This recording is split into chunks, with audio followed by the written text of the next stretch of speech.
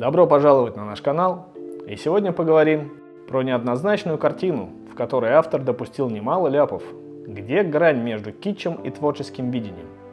Валентин Попко. Художник-монументалист, оформивший многие здания на Кубани и написавший немало картин. Правда, ему так и не удалось перерасти статус провинциального художника, а его картины выставляют преимущественно в местных музеях. И на то имеется вполне объективная причина. Об этом художнике и его одной из самых известных картин, в которых он допустил немало ляпов, мы и поговорим в статье, а заодно и коснемся вопросов: должен ли художник-реалист писать правду жизни или ради художественного эффекта может и исказить очевидные вещи. Попко родился в Краснодарском крае, и с детства ему пришлось испытать все тяготы Великой Отечественной войны. Его мама в первый год войны тяжело заболела тифом. Маленький Валя, которому тогда было 3 года, находился при ней. И ему здорово повезло, что он не заразился и остался жив, поскольку станица, где он жил, находилась под оккупацией немцев, и на хорошую медицинскую помощь рассчитывать не приходилось. Но после они перебрались в Тихорецк, где у родственников вполне благополучно прожили до конца войны. Рисовать Валя начал с детства, а когда пошел в школу, мог отлично копировать рисунки и репродукции картин известных художников. Отец благополучно вернулся с войны, заметил эту тягу к творчеству и покупал ему масляные краски, чтобы Валя мог писать как настоящий художник. На его творческое становление большое влияние оказал один случай, увиденный в детстве. Неподалеку расположился цыганский табор. Однажды цыган за что-то очень сильно осерчал на свою молодую жену и погнался за ней с плетью. Валя видел, как истерически крича бежала босиком по снегу молодая женщина, за ней гнался муж и со всей силой хлестал ее плеткой. Селяне безучастно смотрели на эту сцену, чужие дела табора их не касались. А муж имеет право учить и наказывать свою провинившуюся жену, пусть даже эти действия шли вразрез с Уголовным кодексом. Он искренне сочувствовал женщине, но одновременно страстно захотел написать подобную сцену. Однако ничего не получилось. Писать по памяти оказалось намного сложнее, чем копировать уже увиденное. Не хватало базовых знаний. Возможно, именно в этот момент Попко и решил стать художником. Он учился в Пензенском училище имени Савицкого, но через пару лет перевелся в Краснодарское художественное училище поближе к молодой жене. Однако полученных знаний в провинции ему показалось недостаточно, и Попко закончил обучение в Москве. Правда, пришлось еще 2 года служить на флоте. Попко вспоминал, что после целого дня обычной службы, когда все сослуживцы уже отходили ко сну, приходилось оформлять клуб, а ночью еще писать этюды, уже для себя. Однажды, увидев журналу заметку о Гелии Коржеве, и решил, что заканчивать обучение будет только у него, поскольку полностью разделял его творческое видение и желание писать правду жизни, пусть даже суровую и неприглядную. А потом была работа в Краснодаре, где Попко в советское время создал немало мозаик и картин на общественных зданиях, многие из которых сохранились до сих пор.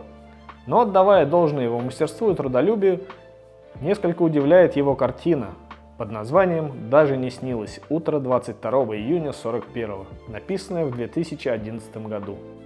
На ней изображена советская семья, где молодая жена, муж и маленький ребенок, которые спят крепким утренним сном, а на их деревню летят уже вражеские самолеты, готовые сравнять ее с землей.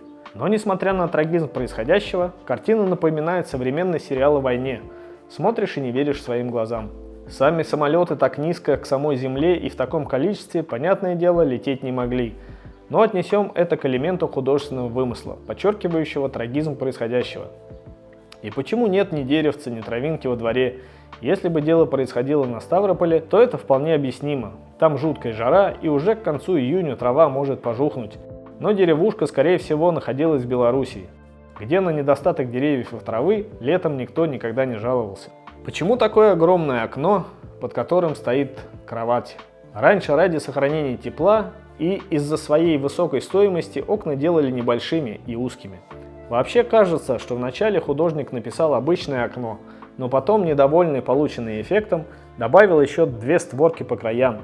И уже точно вся семья должна была проснуться от гула самолетов, но почему-то все мирно спят. Все эти нестыковки и снижают трагизм происходящего, не сводят его до уровня дешевого сериала. Возможно, это просто не самая удачная картина художника. У всех бывают ошибки, но слишком уж она показательная в плане психологии и отношения к своему делу. А что вы думаете, имеет ли право на существование такое видение художника, которое отдает откровенным китчем? Пишите в комментариях.